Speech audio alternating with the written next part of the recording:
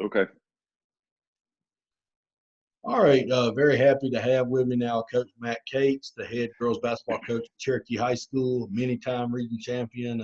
Really does a great job up here in North Georgia. Coach Cates, thanks for joining. Thank you. It's good to be here. Thank you for the opportunity. Absolutely, man. Really trying to branch out and make sure we're involved in many sports because a ton of these topics we're talking about are, across sports. They're going to be true for baseball, softball, soccer, basketball, football, whatever. So thought about you immediately as somebody in my general area that I know has won a lot and won a lot of different ways. So you've been winning at Cherokee with the girls program for a while, and I know you've had a lot of different type players. So you kind of had to make it work. So I would definitely say Cherokee's girls basketball team has a winning culture. And so probably this one topic more than anything else we get is how can a coach turn their team into a winning culture? We talked about at Calhoun. Hal Lamb was the head coach of Calhoun 20 years basically, and he was telling me how his team went 2-8 his first year. Well, nobody remembers that. Now you see them, they were winning 12, 13, 14 games every year in football. So, but they had a culture. Kids kept graduating. They kept winning the same amount of games. So the culture was there. And so everybody in sports trying to replicate that. So that's what we're going to try to talk about some today. But before we get started, tell anybody that's listening to this that maybe doesn't know you or is not familiar with the area, tell them a little bit about you, how you got your start, and kind of where you are now. Brag on your team a little bit. Well, I grew up East Tennessee kid. Went to college at Gardner-Webb University. Back then it was D2. Now they're D1. I moved to Georgia. Got married. Moved to Georgia 22 years ago, and I spent my first 2 years at Sequoia. Coached multiple sports there, but mainly it was basketball. I was the varsity assistant there at a very young age. And then the last 20 years, I've been at Cherokee High School, and I've been the head girls basketball coach. I've coached a little bit of golf in there, some slow pitch softball back in the day. So it's been 20 years. Yeah. Oh yeah, slow pitch. I heard it was making a comeback, slow pitch softball. It is. They are. In fact, Cherokee has it back again now, so it is making a little bit of a comeback. Yeah, they play it the opposite season of the fast pitch and keep the girls involved or something and gets more participation. Yeah. Yeah. What playing in the spring. Tell a little bit about what you guys have done recently at Cherokee. I know you probably don't want to brag on your team a little bit, but just kind of paint a picture of kind of what your school's like, what your region's like, what y'all done, so people listening to this can start identifying as you answer the question. Yeah, well, I love to talk about our program. We've had a lot of good teams, and we've had a lot of good players. And this senior group right here, they won 100 games. They've won 4 straight region championships and been to 2 straight Final Fours in the largest classification. So those are some huge accomplishments. We've been very fortunate with these kids, and in the 20 years that I've been there, we've won 8 region championships. And I've just been very blessed with really good kids, and our culture has been strong for a long time. Yeah, and if you don't understand what Coach was saying there, that's the biggest classification in Georgia, and this is in Metro Atlanta area where all the teams are pretty good. Even the ones that don't make the playoffs are still pretty good basketball teams. So they just got a really good culture there going. So I'm excited to hear what you got to say. Well, basically, in building this little course that we're trying to put together for anybody that wants to learn more about building a winning culture, I tried to study different people that I thought had a winning culture at different programs in multiple sports. And we felt like that the people who had good culture had plans for all these things. There was like a culture of how they developed players, a culture of how the coaching staff got better, a culture of how they ran their booster club, how they practiced, how they had a game, and then a culture of how you got to be a varsity player. So how are those girls from little leagues all the way up? There's a culture in place, a plan. It's not just they magically showed up. So if you don't mind, you can hit on those kind of in whatever order you want. But I'd like to hear, and I think most people like to hear a little bit about what you guys do with each one of those factors in trying to build that winning culture. That culture is the main thing of what we try to do, and I don't believe that culture is one thing. I believe it's everything. Right. It withstands time, and in time, it always wins. And I have built, what we do around that culture. When you look at that first one there, player development. I think player development is huge. And in our program, back when it was 2-on-1s and now it's 4-on-1s, it's player development 4 to 5 days a week in the fall, and we are constantly doing 4-on-1 workouts, and we work out every we go work out every varsity kid. They get usually 2 workouts a week, and then the lower level kids are getting 1 to 2 during that week as well. But we're more working our varsity kids 4-on-1, and they usually get 2 workouts per week with us, whether it be morning, 6:30 in the morning, or 3:45 in the afternoon. So it's I feel like that's a huge thing, and also with our player development, I've had a very unique opportunity of being able to sit with some of the best coaches in the state. Gene Durden at Buford. You call Gene and he just says, "Hey, come on over, coach. See whatever we do and write down whatever you want. Ask any question." So I've been over there many times for seeing his player development, and we've taken a lot of stuff from him. You go in there on a summer day with Gene, and he'll have 120 kids in the gym, boys, girls, ages 6 through 20, and they'll all be doing his fundamentals and his player development. They do that, all summer long. Yeah, he's one of the best, man. We actually we're lined him up to get on the podcast soon. Well, you won't be disappointed. Yeah, he's awesome. I don't know him as well personally, but everybody, there's not many people that win like he wins that everybody speaks highly of, and everybody speaks highly of him. Just really excited to talk to him. He's offered to come over. He's offered to me to come over during his season and come over and record our practice. I don't care. Just come record what we're doing. If you want to steal what we're doing, have at it. Because Coach, the magic is in executing the plan, not in the right. plan. You got to have a plan. Don't get me wrong. Having a plan That's is right. important, and we're here to help people make a plan. But the truth is, the best guys execute their plan, and Coach Durden will execute their plan. So he's not that worried about you knowing the plan. He's worried about executing the plan. Yeah. And, they got to have good players, but you got to have coaches too. So when you get to that next thing is coaching staff development, and in basketball, you're talking about a fairly small staff compared to football, but including yourself. But even including yourself, what is the culture of how we're going to constantly get better? Well, you kind of already answered that, because we're going to be humble, and we're going to always act like we can get better and learn something. And, so what do you guys do to develop assistant coaches, and even for you to develop? Reading a lot, whether it be leadership materials or just as motivational type things. I think there's not a coach out there who can't read enough. Like, you can't read enough. And then going and observing mentors and observing other people's practices. And I've been very fortunate. I've even had people want to come in and just sit and watch us practice, and even boys coaches within our region. And I'm like, I don't care. You still got to play against us.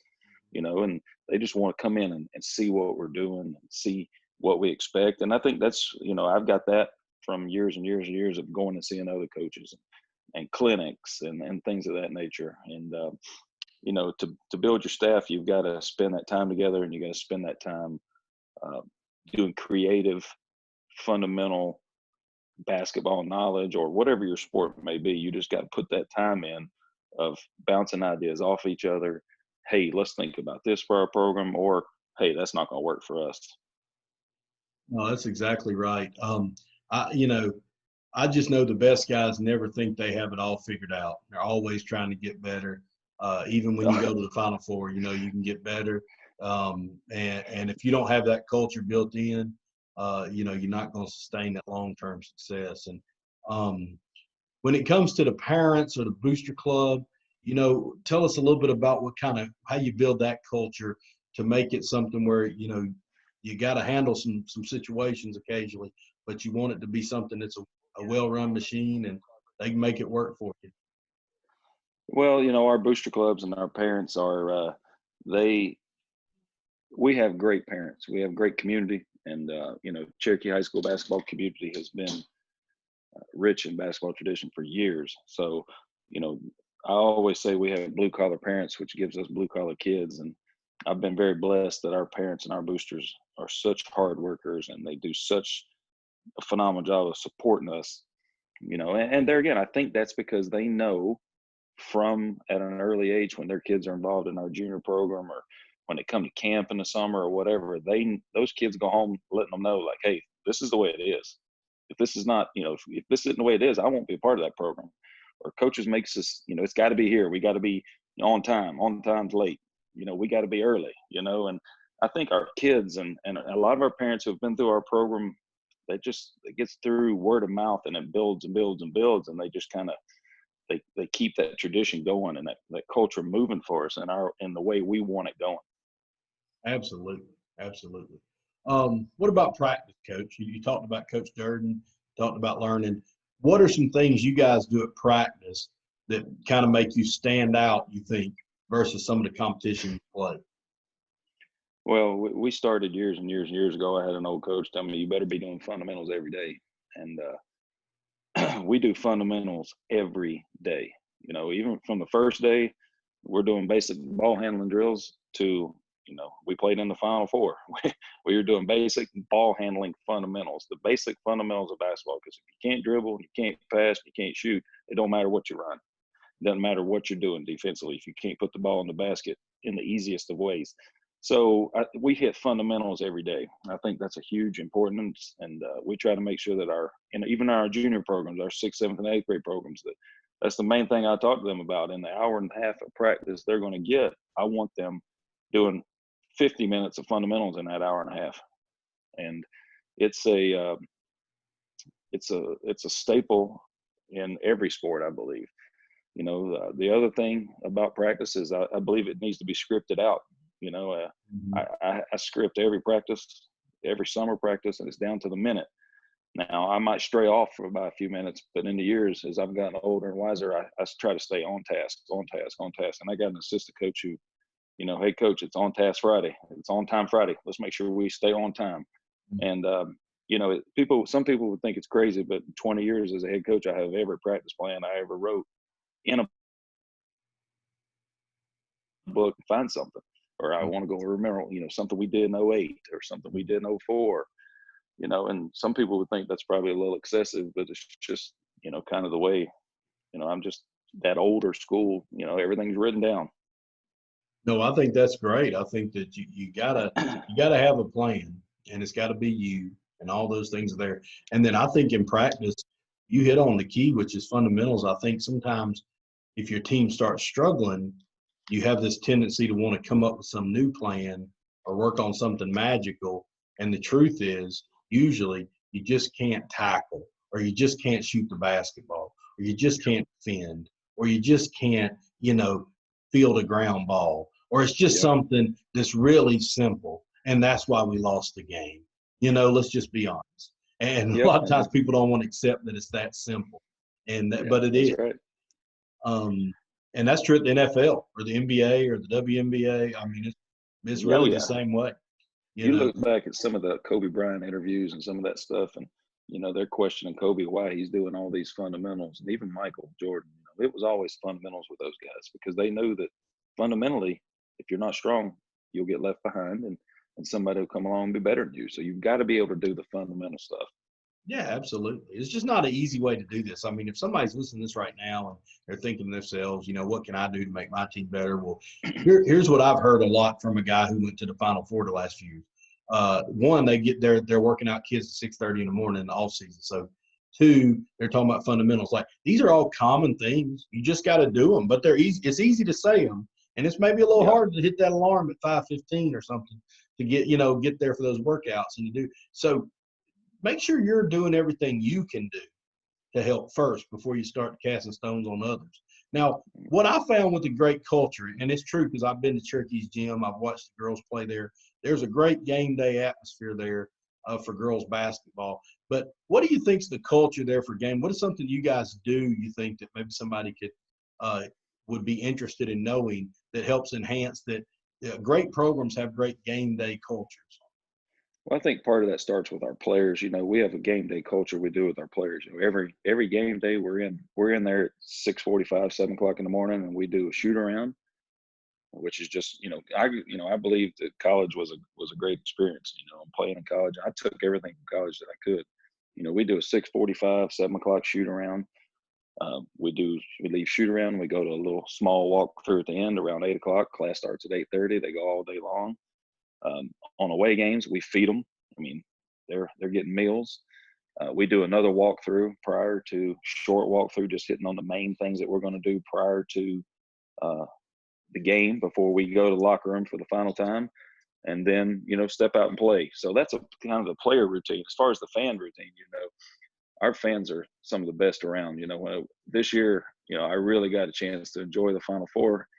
And not that I didn't enjoy it last year, but this year, when we walked out on the floor, we already knew what to expect. And when I got out there, we were the first game of the day. We were the 2 o'clock game, and when you look up through our bleachers, I'm looking for a picture. I know somebody's got one, but the whole side of Buford Arena is red. It's just red from top to bottom with all our fans. And those fans do a great job coming to the game, and our student involvement, we found that, and some of our, ADs and stuff in the future might want to hear this. We found that by letting the little kids come in throughout our community, throughout our schools, letting those little kids come in wearing their game jersey, let them in for free. We found that our gate receipts went through the roof, and our concessions went through the roof, because somebody's got to bring them. Yeah. Mom and daddy, they might be packing up 2 or 3 of them, but there's 3 or 4 paying adults there. So our gate receipts were going higher and higher and higher, and our concession stand was going through the roof. And guess what? We were putting these kids in the stands like crazy, and little kids are bring them by the bigger kids, and it just packs your gyms.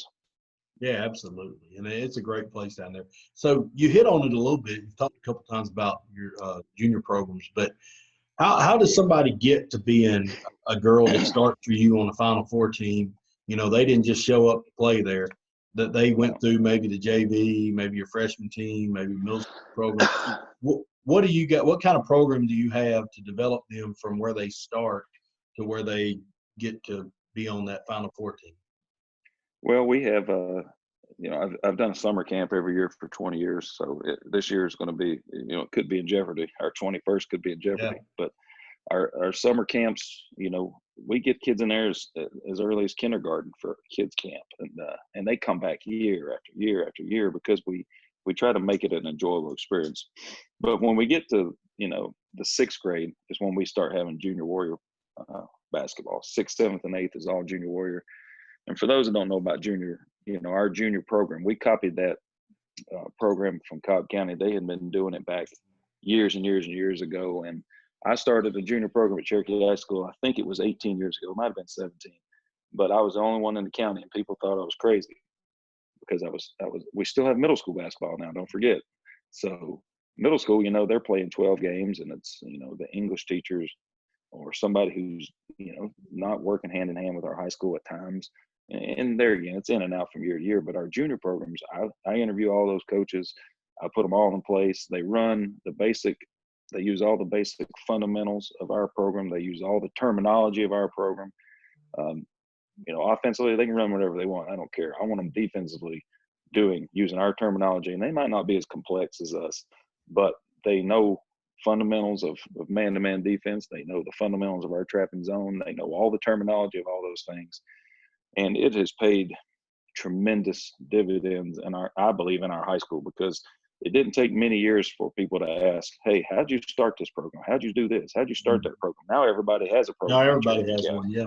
Yes. Yeah. No, that's exactly right. That's just one of those things that you do believe that's probably one of, if not the number one reason why the program's been so successful year in, year out? Yeah. I do.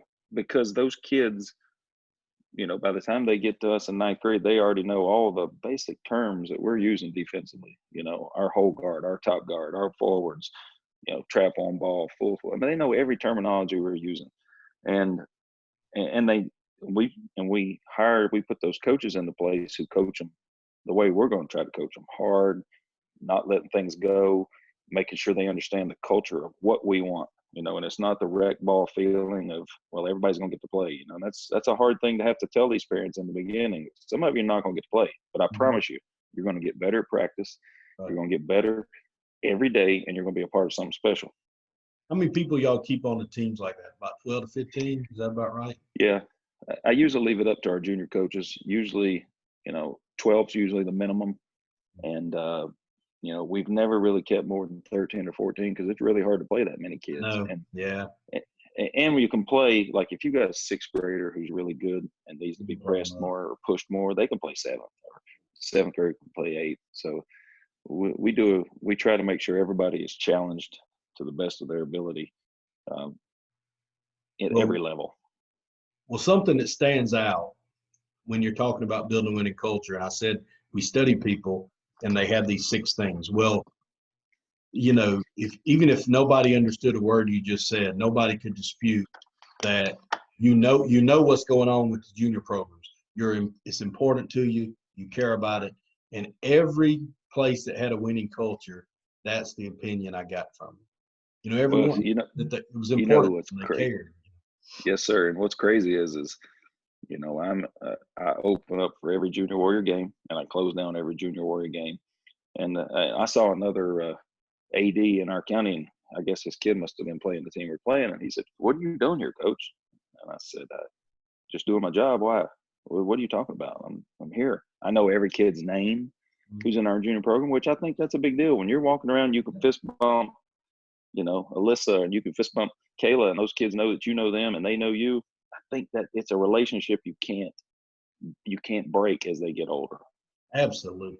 Absolutely. That I always knew every kid in the 7th grade team, the 8th grade team. When I was at Pickens, everybody's coming to us, wants to win the county. So that was always an advantage. We had to focus on what we had. So I knew the starting kid. I knew who played on every 7th grade team, every 8th grade team.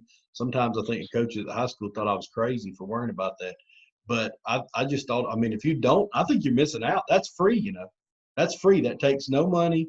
You don't have to have great athletes. You don't have to have a great booster club to know kids' names, so, Nope. know their name, know who they are, get to know them. There's a ton of stuff that costs no money that people aren't doing and then complaining about some of the places like Buford saying they have this and that, but they're not Yep. worried about what they have.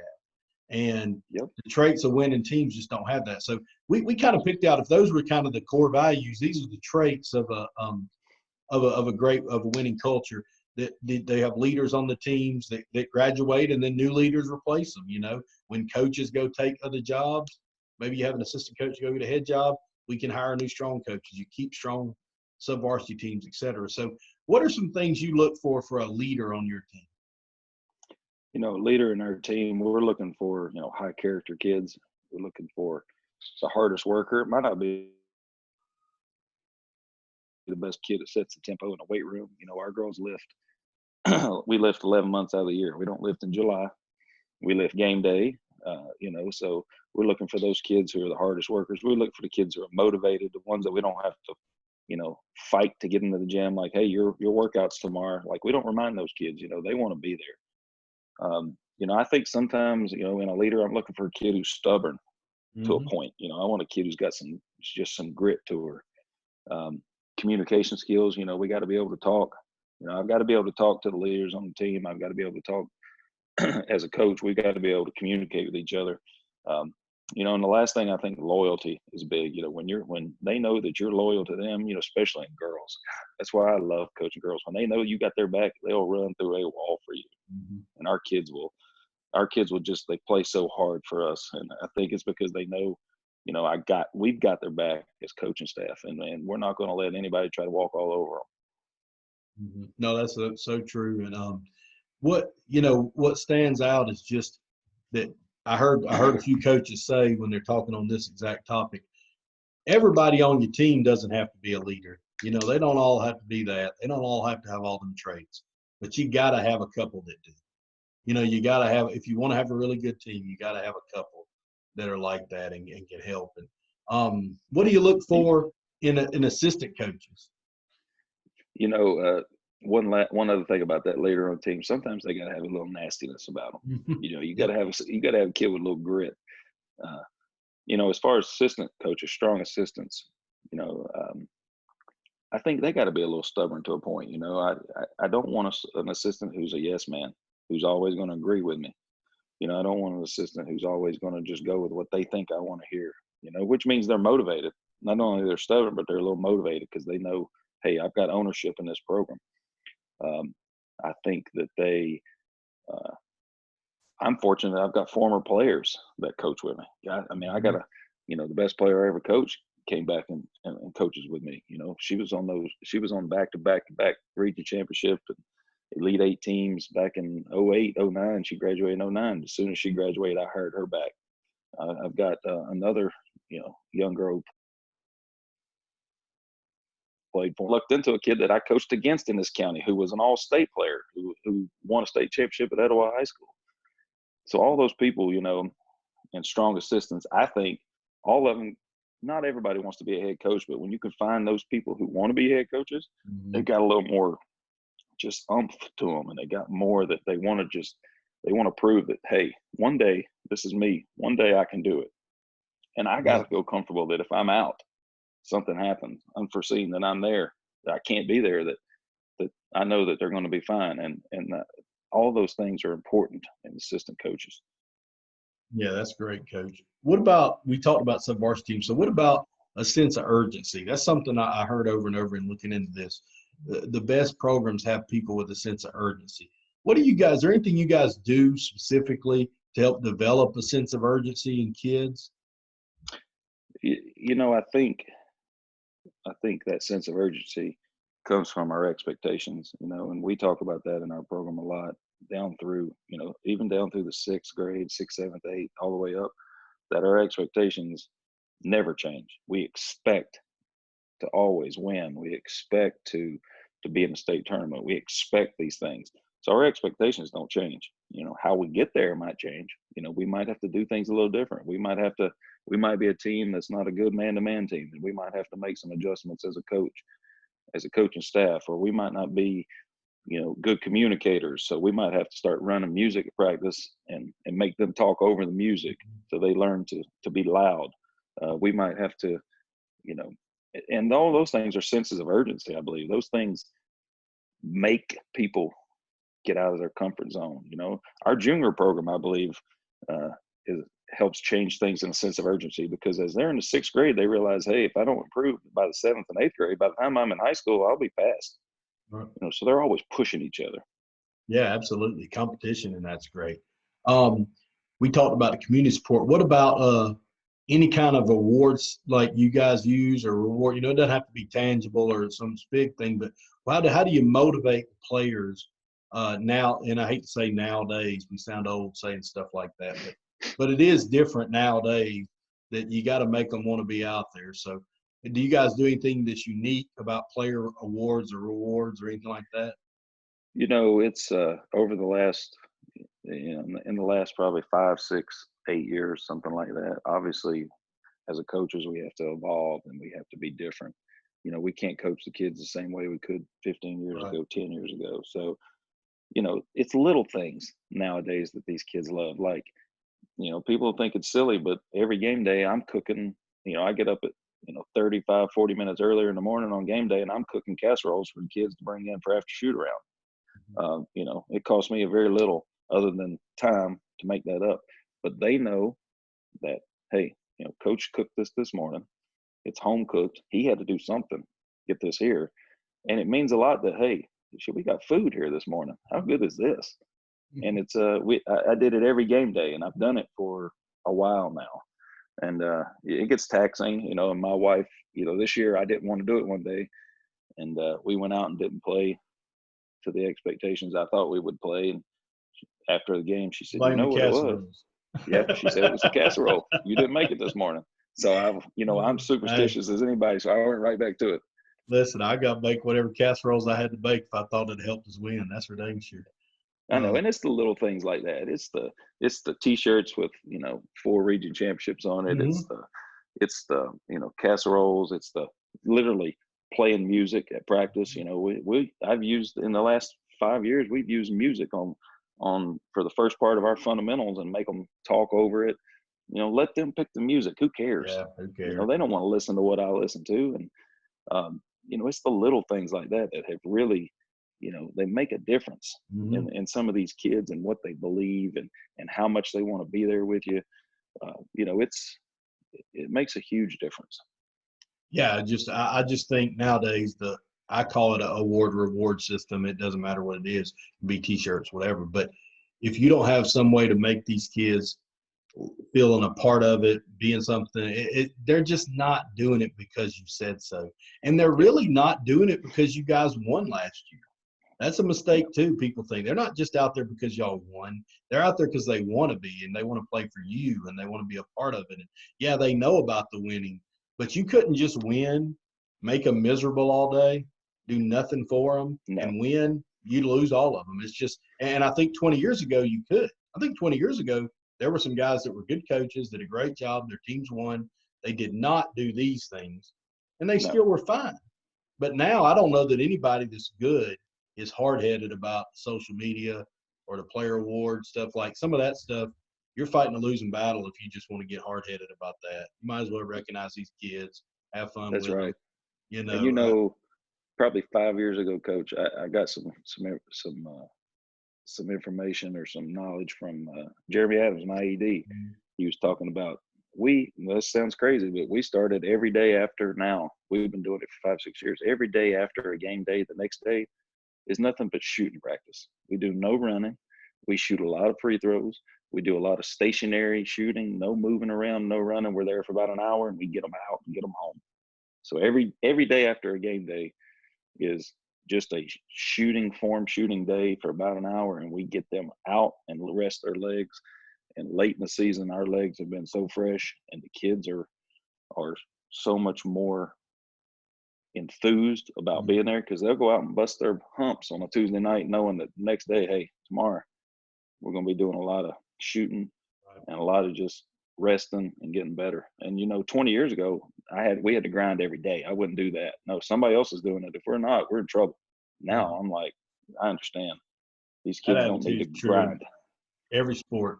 That's true for every sport now. If you just got to work smarter, not harder. You want the kids to peak in the playoffs, not halfway through the season. I Right. think when you grind them, that's what happens. They end up peaking about halfway through the season. That's not what you want.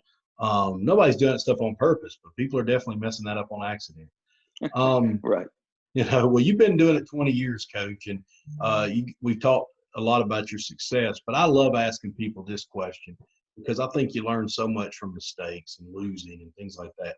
And it sucks at the time, but it's really something that makes you grow. So what's something that you made a mistake on or something you would have handled differently if you had to do over again that you're really glad you did now that, it taught you a lot. Now you kind of glad it worked out how it did, I guess. Well, the one thing that I've thought about as I've gotten later in my career is I wish I enjoyed the wins more.